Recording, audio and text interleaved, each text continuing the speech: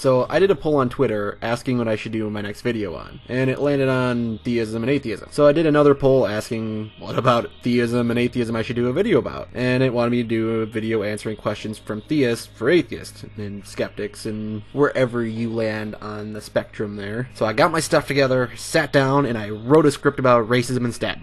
Not because I didn't want to do a video, of course, but I needed time to gather up questions to even do the video in the first place. So I started on Candid, the freedom from consequence app for discussion, and I got a few questions there that weren't all from theists at all, but they actually had some good questions, so I'll include them here. Eager Horse asked, I'm not a Christian. Of course he's not, but I'd like to know why so many atheists think they are superior in some way to believers. No human is without fault. Well, from my experience, I haven't met many atheists that think they're better than believers. I've seen in videos where people will act condescending towards the theists, but they almost always act like they're better than us too. We're told constantly that we're immoral or sinners or we're all going to hell, that some dirty old ass book condemns us because they believe it. Now the thing here I find to be the most misunderstood part is that there are people called anti-theist. These people are also atheists, but they take it a step further. An anti-theist is someone who actively opposes religion and wants to get religion shut out of society. I feel somewhat like I myself as an anti-theist. I feel like theists need to not wear their religion on their sleeves, as it was. Like, it makes them an authority on morality or society somehow, but it also, I believe that there are people who just need religion to survive or to get by in life, and that's fine, that doesn't bother me, but there's some people who try to get academic works removed from schools because they don't like them or for being immoral or against the religion or just proving the book wrong. That's where I draw the line. I don't like it when they try to tell everyone else how to live their lives. Okay, next question. Relentless Lemur asks, how does Jesus taste? I don't know, like dirt probably? Dude's been dead a long time. Sincere Mammoth asks, what are your thoughts on Pascal's wager? I absolutely hate Pascal's wager.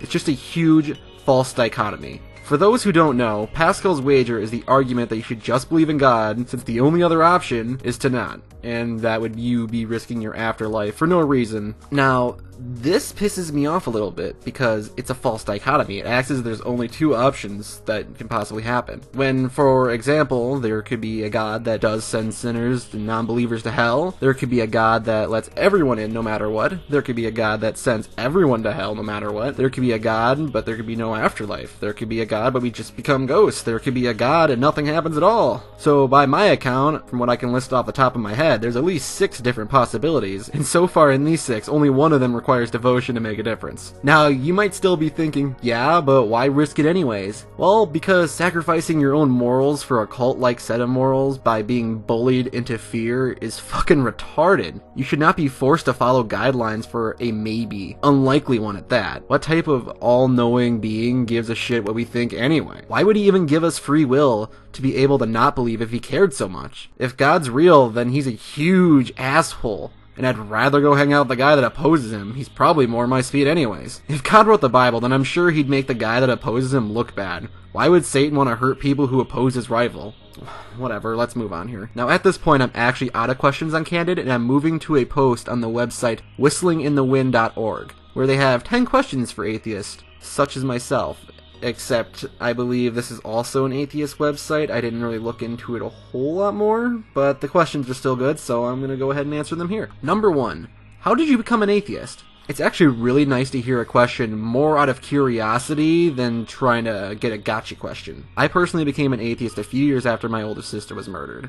You see, my parents were split, and my sister basically raised me until I was about 10 years old when she died. Now, I won't go into details, but this event in my life shook me to the foundation that I, as a 10-year-old, hardly knew existed. So the next few years, going to church, and I was about 14 years old, that I really wanted to know God. Basically, I wanted to know for sure my sister was happier. So I took up a Bible and read it cover to cover, and by the end of it, all I could see was contradictions over and over. And no matter how I justified it, I kept finding it harder to believe as I went on. It was about that point I lost faith in the Bible and Christianity, and I tried to research into other religions and tried to find out what happens after death because I didn't want to accept that she was truly gone. But I can't find my faith, so I became a full-fledged skeptic at that point. Number 2. What happens when we die? I don't know exactly, but I personally personally believe that's it. The process and routine in your brain that makes up who you are stops functioning and you no longer exist anymore. Those fibers decompose away and that's it. I know it's not the happiest ending to you, but there's some beauty here. You become the memory of who you were to the people that matter most. People around you, the people you love, they will all remember you for who you are. And you know what? That means a lot to me as I think about my morality. Now, the hard part of this is, how do you live knowing that? And I find it simple enough for me. I know that everyone can't simply just feel this way, but once I got my head around it, I stopped worrying about my own morality. And that is, I've accepted that once I die, I won't even know that I'm gone. I won't know anything at all, really. If the sun exploded and wiped out the earth in an instant, none of it would matter. I wouldn't exist to feel anything about it. Death will just happen and I won't even be aware when it sets in. Number 3, what if you're wrong and there is a heaven? This is just Pascal's wager again. Next! Number 4, without God, where do you get your morality from? Well, I would like to ask the question, why do we need a God to have morality? But I'll just answer your question here anyways. I get my morality from myself, from my observation of the world and what I personally believe would be the best and beneficial way for me and the people around me to act to progress us forward. Does that work? I feel like this answer is kind of short, but I don't think I can give a much better or longer answer than that. I think it pretty much explains all of how I feel about it. Number 5, if there's no God, can we do what we want? Are we free to murder and rape while good deeds are unrewarded? This question really boils my blood a little bit, and I think asking this says a lot more about you than you probably want me to know. Now, simply put, yes it does. You can do those things regardless if you have a religion, because you have free will anyways, but more realistically and morally, no, you cannot, because it is harmful to society, and to have people going around murdering and raping each other, it's a detriment, it hurts us, there's no benefit for society at all. You will still be arrested and trialed in committing these crimes. The only difference is you're accountable to your fellow humans than God, and do you really have to be rewarded for doing the right thing? Should you have to be rewarded for helping an old lady crossing the street? Do you have to be rewarded for donating to charities? Do you have to be rewarded for not letting your dog shit in your neighbor's yard? This is the part that pisses me off about this question, is why do people need to be rewarded to not be shitty? That should be the default position. Are you telling me that you want to rape, murder, and steal? You just don't want to because you believe in God? I think you need to take a little break and think a little bit about where you stand morally yourself.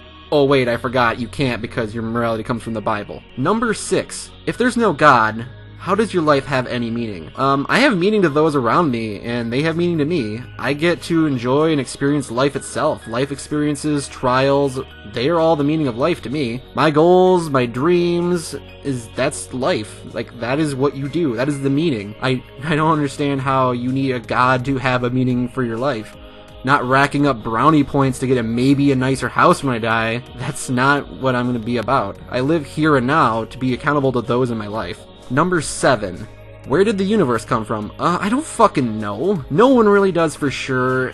Do I have to be sure how the universe started to know it wasn't a god? The leading theory right now is the Big Bang Theory, and if you compare it to creationism, I think Occam's razor takes a cut at creationism there with their assumptions, because that's basically all creationism is. Number 8. What about miracles? What about all the people that claim to have a connection with Jesus? What about all the people who claim to have seen saints or angels? You'd have to prove that those are even real for them to matter in the first place. I've yet to see any unexplained miracles that could only point to a god. As for the connection to Jesus and people who've seen angels, I have 2 theories. These are my personal theories. They're not supported by facts, so don't go quoting me saying I'm saying this for sure. This is just what I think myself. One is they think they do and have tricked themselves into believing such as the placebo effect, or 2, they're a bunch of fucking liars. Next. Number 9, what is your view of Dawkins, Hitchens, and Harris?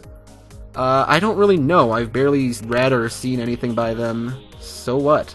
They aren't speakers for atheism. Atheism isn't a religion or a movement, and at most there's a community which forms anytime there are like-minded people. You act like there are leaders or some shit. If there's no God, then why does every society have a religion? Well, why are they all different religions then? If there was a God, wouldn't all the religions not be so opposed to each other? I personally believe that religion was used as a tool by the smart to control the weak-minded into following rules and bringing society together, and now it's unnecessary in that regard. The fact religion is isn't unified is more proof that it's all fake than anything else. And now I have one more question from Facebook, and they asked me, have they come to terms with never existing again? I think it's a good question, even though I already kind of answered this one. I don't think that that answer fulfills this question exactly. But mostly because he uses the word they, like we're some group. Atheism isn't a group or religion, we're individuals. As myself, I'm at peace with not existing after I'm gone. And I'm sure a lot more are, and I'm sure there's some that are not, but it's really up to the individual atheist, more or less. I'd like to thank all the people who sent in questions. They're all good questions and asked respectfully, and I appreciate that. If you have any more questions, I will answer them in the comments, or who knows, maybe I'll even make another one of these. We'll just have to see.